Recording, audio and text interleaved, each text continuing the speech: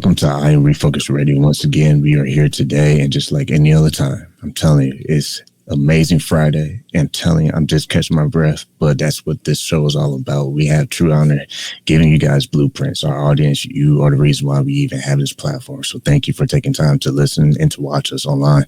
Just like any other type of show, we have another special guest today. Today we have Thomas Wilson. He's a writer, a business owner, an advocate, and sensory-friendly event specialist. He has a website that I want you to check out, and you can see on the bottom of your screen if you're watching us on YouTube.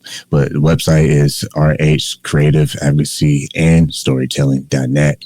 We're going to learn everything about what he does. And like I said, the whole thing about the part of sensory-friendly event specialist, that is going to be a very key to the storyline of this interview. So first and foremost, Thomas, I know you're busy. That's what everyone who's doing some great work, they're keeping their selves on their toes. So thank you for taking time today off your calendar.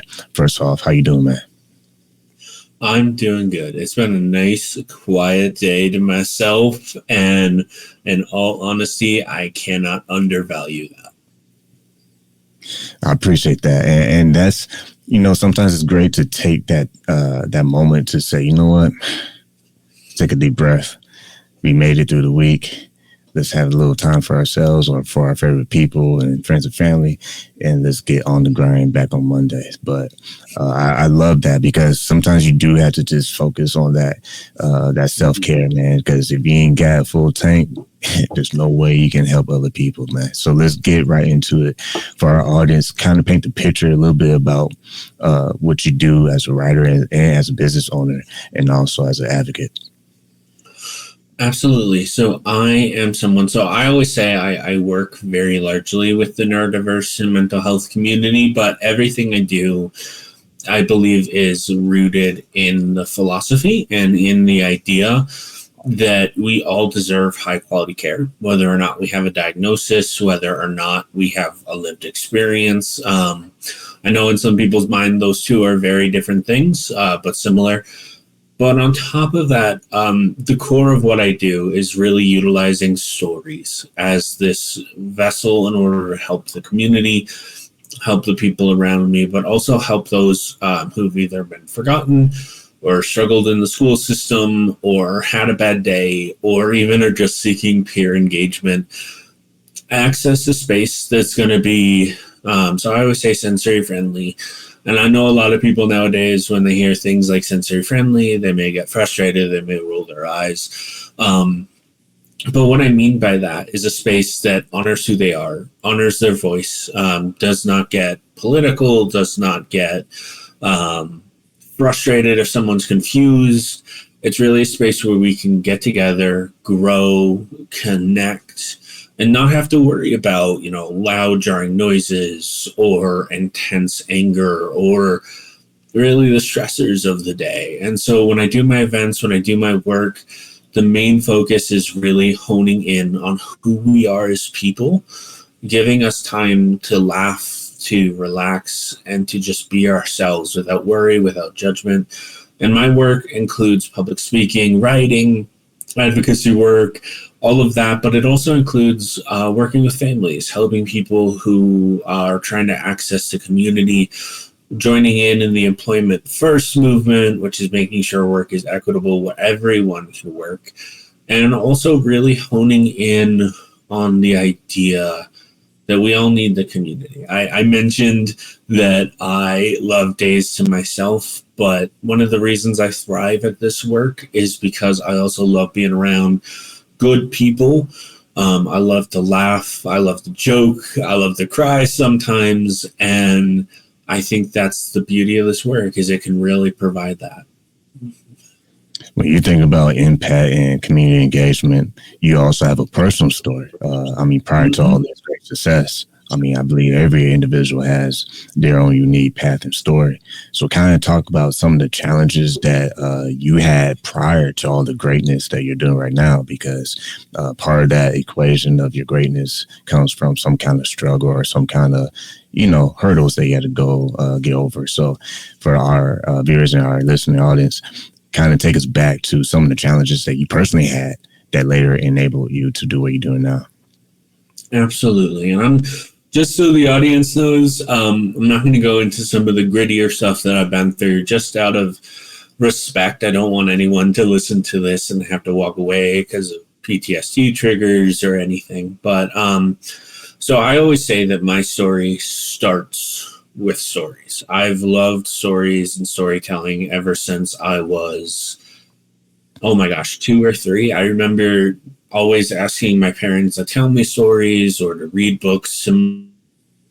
I learned at a really young age that storytelling is a great human experience. It helps us connect to who we are. It connects us to our emotions, to our mindsets, to our days. And I knew at a young age that I still believe that storytelling is one of the great human art forms. It's something that has existed in every aspect of human life for as long as we've been around. But I always also like to say, much like many people, myself, with my own mental health and neurodiversity lived experience, I also grew up as a young kid being told that I was a prodigy. This was by the time I was in 2nd grade. People told me I had the IQ of a 35 or a 40-year-old. I had the vocabulary above that. So many of my teachers would tell me, oh, you're going to go on to do great things. And this is where I'm going to filter what I say somewhat, because I want to be respectful of your audience and myself. But I also had a significant loss in my life real early on. I remember the days before that loss. I was a lot more cavalier, a lot more lighthearted. And I remember some of the initial moments, like the days after that, where I really started seeing my own mental health lived experience kick in and my own neurodiversity. I remember being scared a lot, which is fairly common for youth at around that age when we have those significant factors. But I also noticed that my teacher's opinion of me started to shift. I went from that prodigy to someone who was told he was too disruptive, too frustrating. On the more extreme days, I was told that I was a problem in the classroom. I remember when I was in 5th grade, I got in a screaming match with one of my teachers because I got really upset, and she literally hunkered down, looked me in the eyes, and just screamed in my face that I was a monster. Something that should never happen to a child whatsoever. And that was my school experience for a while. A lot of people labeling me in my own inability, I should say, to communicate, because I wasn't being taught what I needed to be taught. I wasn't taught how to process my anger or my emotions. And I remember those early days of that transition from prodigy to problem were really deeply emotional because people just gave up on me. That isn't to say that I didn't have successes, but a lot of my life was marked by people telling me I would never graduate high school, or I would never go to college, or if I did achieve something, it would be prison time. And I always had people in my life who fought for me. But when you're a kid trying to figure out your own identity after, your own PTSD and traumas and things, and the people who are supposed to be supporting you in the school system or in programs just deem you too hard to work with and push you aside, it's not a healthy experience. And that was my experience for a lot of school. I lost my interest in taking tests. I lost my passion for my education for the longest time. I still like to learn, but I hated school. I try now in my adult life not to hate anything, just because hatred does not breed good in this world. And so it wasn't until high school, about like my junior year of high school, where I was in a program for a couple of years, where my experience really started to change. I ended up in a program where they actually worked with me. I remember one day, and I'll be clear, I was by no means a saint. Like, this was not just me being the victim of broken mindsets. This was also me really struggling and not being supported in the way that I needed, and not knowing how to be anything other than angry. But when I was about my junior year, I was in this program. It's called Plum Creek Academy. I owe a lot to this school. They started to change the narrative. I wasn't the problem. I was the person trying to figure myself out. I wasn't the disruptive one. I was someone struggling with my anger. And I remember There was a day when I was really mad. I had just raged because, again, that was what I was taught for so long. And I felt really bad. I apologized to everyone at the school. And one of my teachers said to me, "That's okay. You had a bad day comparatively to when you were here and you weren't talking to anyone. You were hiding from people, all that kind of stuff. I will take you being angry over being too afraid to try and share who you are." And that moment has always stuck out with me because that was a very different, like, radical change. And because of that school, I graduated high school. Often it was the people there seeing my worth and working really hard to get me to graduate. I actually graduated the first person from that program to graduate from my actual home high school, which was a local one where we transitioned me out to. I then went to college, got a degree of all things of poetry, but I've always been a poet and a writer, and that was something I really wanted to do. Not long after that, I ended up in the school system acting as a reading tutor for kiddos who were behind on the system. And I grew, I got really attached to my kids, and they got really attached to me and learned to love reading. Again, not long after that, I ended up in healthcare. I worked as a mentor, continued to work at my day job. But there was also, really quickly, to kind of speed this up for the sake of time, there was a day in 2021 where I stopped taking care of myself for a while. I always argue that, well, not argue, but say that every day when you have lived experience like mental health and neurodiversity, it is a day-to-day dedication to be our best self. And yes, things are going to go wrong, but we can't let ourselves start to slip in that. And so I spent a lot of my life really depressed for a few months, and I decided that I needed to change. And I said, what am I going to do to change my life so this doesn't happen again? And what am I going to do career-wise? And I had a vision of me going to a storytelling festival with my mom, and not a vision, but like a memory of that moment. And I said, I'm going to be a storyteller. First time in days, I got off the couch. I wasn't crying. I jumped up. I felt excitement and passion and drive, something I hadn't had in a while. A couple of weeks later, I opened my business after some serious reflection. I got started with my first events not long after that, about 6 months later, after a lot of dedication and investment and money being spent. And since then, it's been this incredibly beautiful transition to achieving those memories and understanding them to becoming my best self I currently am at. I also have worked with over 40 plus businesses. I've done like international talks now. I've talked about all of these things. I've worked with businesses. I've been at conventions. I've run over 200 different events in the last couple of years just on one platform. It's been this really transcendently beautiful time, but so much of it is still shaped by those experiences and the understanding that it's always a march forward. It's always a march to that better self. And in doing so, I've been able to really help my community share my story, but also help people, more importantly, lift up their voice and avoid those pains and those hardships and understand that, yes, there are people who are going to silence us, but that doesn't mean we can't fight back and stand up and share our voice. Once again, listening and watching us online on Refocused Radio, talking to our guest today, Thomas Wilson. And man, I mean, everything you said, I can just kind of swing my mic to your neck of the woods and just let you speak for the rest of the show, because what you're saying is really, really impactful for our viewers, our listeners to digest. Because as you were talking, I was looking over on the website, on your website, RH Creative Advocacy and Storytelling.net.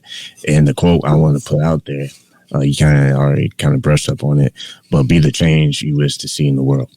Because everything you said, it kind of includes the person to have that want to be the better version of themselves. But I want to highlight what you said moments ago about it's a day experience.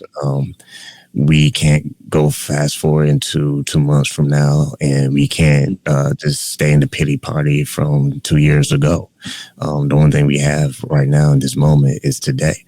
And if we have that mindset that it's a day to day progress as we are trying to better ourselves, doors will open up for us, opportunities will come, and your unique story of when you started your business, obviously you found a need. And when you find a pain point that your community needs, and you're enabling yourself to address that need with through services, that takes leadership, that takes self-betterment skills, that takes a lot of skills. Even if you just start and you don't understand how everything flows, well, guess what? You're going to wear many hats. You're going to have the tech hat, you're going to have the marketing hat, you're going to have the core message hat. Oh, don't forget the CEO hat. It's so many hats that you're going to have to wear. So my next question for you, to follow up on what you were saying to us, when you started this whole grand idea, I mean, it looks amazing on paper. Who doesn't want to impact their community in an inspiring way? But when life gets real and you have to be in the trenches and you have to carry the weight, what was going through your mind as you start facing new challenges and growing the mission that you're trying to do for your platform? So I love that question. It's not one I'm usually asked, so thank you for asking it. I'm going to be honest, it was hard. It's real easy to hear the story and kind of jump to the idea that this has been just one long success. And it's not. I've always been a believer, and this has been hard for me to hold on to. Especially as I've been sad or days where it's just a hard day. I have really challenged my idea of what failure is and the idea of what failure can be. I love the idea that failure only exists if we truly give up and we truly stop trying. And I think that was something I really struggled with. I was really scared for a while that this was going to be one giant confusing mess, especially as I was recovering in my well-being, because a lot of this work has also been me finding my way to make myself healthy, to be as healthy as I can be. And so the biggest thing really was that fear of, like, if I do this, am I going to take it too far, and am I going to say the wrong thing, or am I going to this is still a worry to this day. I know there are a lot of great public speakers out there. There's also a lot that get into that trend of, like, here's the 5 pathways to success kind of thing. And they sell it as the one and be all solution to things. And that was really something that I didn't want to do. And I think it slowed me down, because I have always understood that the human journey is very complex. And I've also understood one of the dangers about kind of creating, these mindsets of, you do what I do, you're automatically going to be a success. Or if you do what I do, you're automatically going to be happy and healthy. I think the danger there is it can really quickly become a manipulative mindset. And I'm not here to call out any public speakers in particular. I think that there's a lot of beauty in a lot of what is said in those moments. But especially for myself, as someone who's been vulnerable and afraid a lot of my life, the last thing that I really wanted to do was chase success and end up hurting my community. And that, to this day, and especially in the trenches when I'm in them day to day, that's a real worry for me. And especially as I was recovering and continuing, I still say I'm in recovery. I know not everyone likes that phrasing. I say it as I know a lot about myself, and I know that I know my tendency to get stagnant. I know my tendency to get worried. And so in those early months, it was a lot of fear. A lot of, if I reach out to these people, are they going to reject me because I don't seem fully well? Or it was a lot of, am I going to say the wrong thing?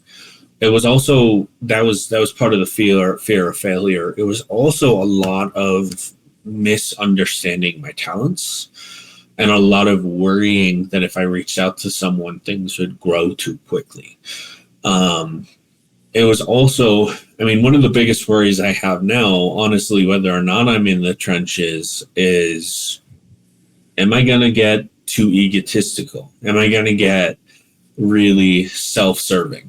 And the reason I have that worry is I feel like when we get so self-involved and start forgetting about the community or forgetting the idea of those truths that we all have our own personal journey, we can get kind of full of ourselves and assume that we're automatically going to have the solutions to things. Like, I think it's really dangerous when we apply the expert mindset and just immediately assume someone's going to be successful with someone.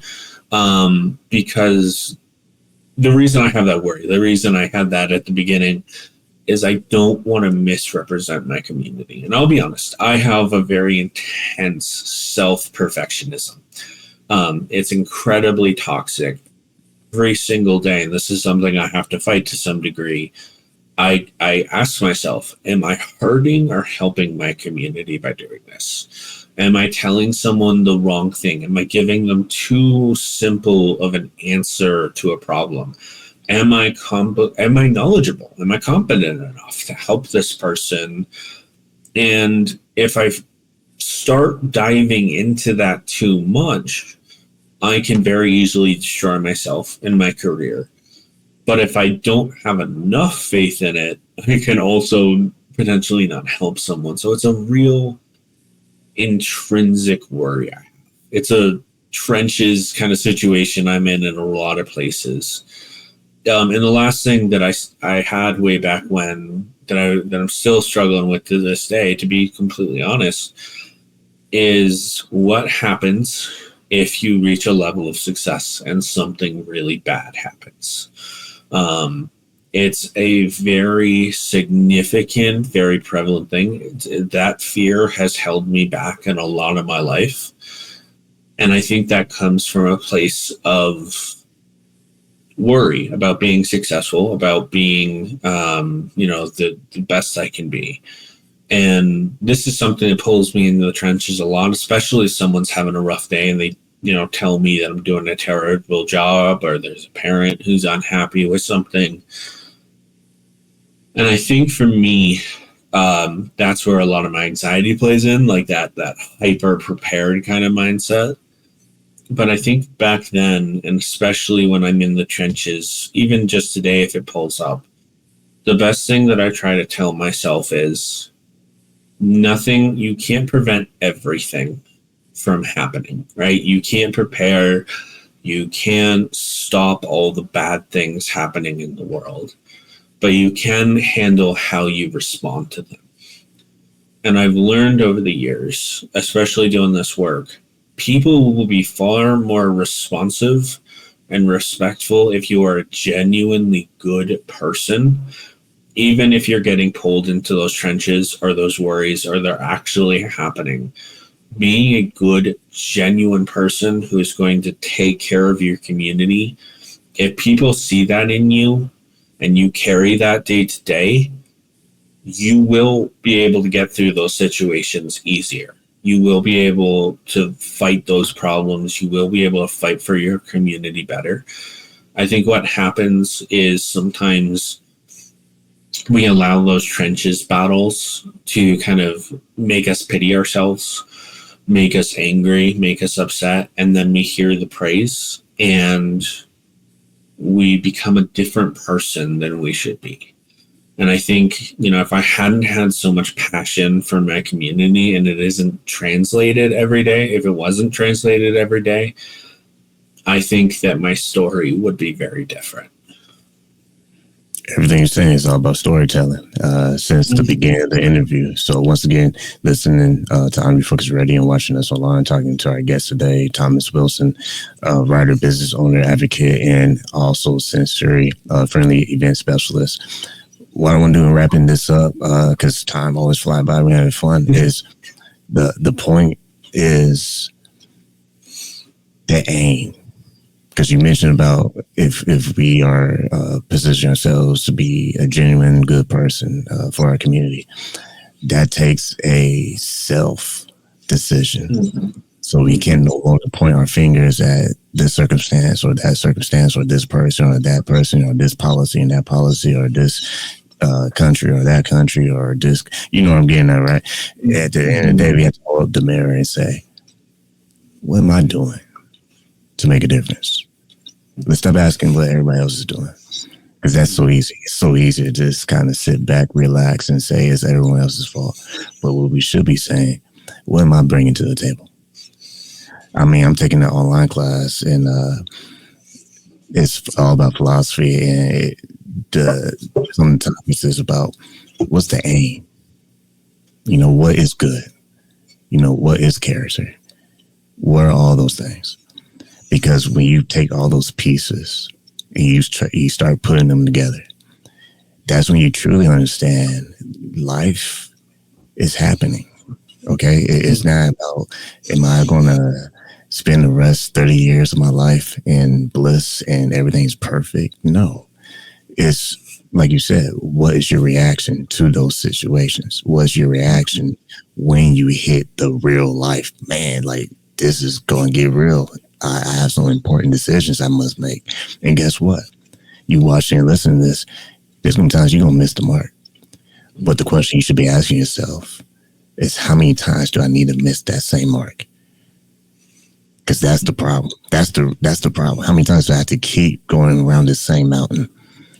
Because if I can adjust myself, then that's the step one to better myself. But I have to be able to recognize that and then make that actual decision to start that process. Education, reading, reflecting, surround yourself with a better group of people, look at your circle. But at the same time, I will mention one last thing before I get back to you. You mentioned ego. Ego is silent, it's flashly, it makes you flashly, it makes you want more. And if you're not careful, it will be the definition of you. Mm-hmm. And that's where you don't want to go, because you put your goals and your success before your community. And when you do that, there's going to be some cracks in that shield. Mm-hmm. And then it's just going to crumble. So I'll let you have it, but I know my last thing for you will be touch a little bit more on your website real fast. And what are some of the things that you provide as resources? Because we can probably have another hour conversation, but for our audience and our viewers, kind of summarize a little bit more about your business and your website and what some things that they can use as a resource. Absolutely. So myself, I know I've done a lot of talking. It's gone by very quickly. So first of all, everyone listening or watching, thank you for spending that time. So my website, I try to highlight a lot of the work I do, whether it's Dungeons & Dragons or storytelling or active play events. I always try to update my website. I'm going to be honest, it takes a lot of emotional energy to update a website on a real regular basis. For those of you who are able to do it, kudos to you. I am spread all over, so it always takes me a little bit of time. But when it comes to my work, I do a lot. Public speaking, advocacy, writing, problem solving, community advocacy, mentorship. Like we said, I wear so many hats. If I went through everything, we wouldn't have enough time in the day. That being said, that being said, you can always email me. You can always find me on LinkedIn. I love helping people get resources. I also want to say, if you're looking for something like this and you're not sure how I can work, I will let you know. There's a lot of community resources out there. Maybe less in some states than others, but you can Google it, you can look at it. I know there's a lot of frustration on the internet out there right now, but the internet is a great way to get connected with high quality organizations and services. And yes, they take a while to work, but they're worth it. The other thing I always like to say is on my websites, my link tree, you'll find other talks I've done on other topics. If you email me, I can tell you how I do programs and conversations and how I work with people to do trainings as well.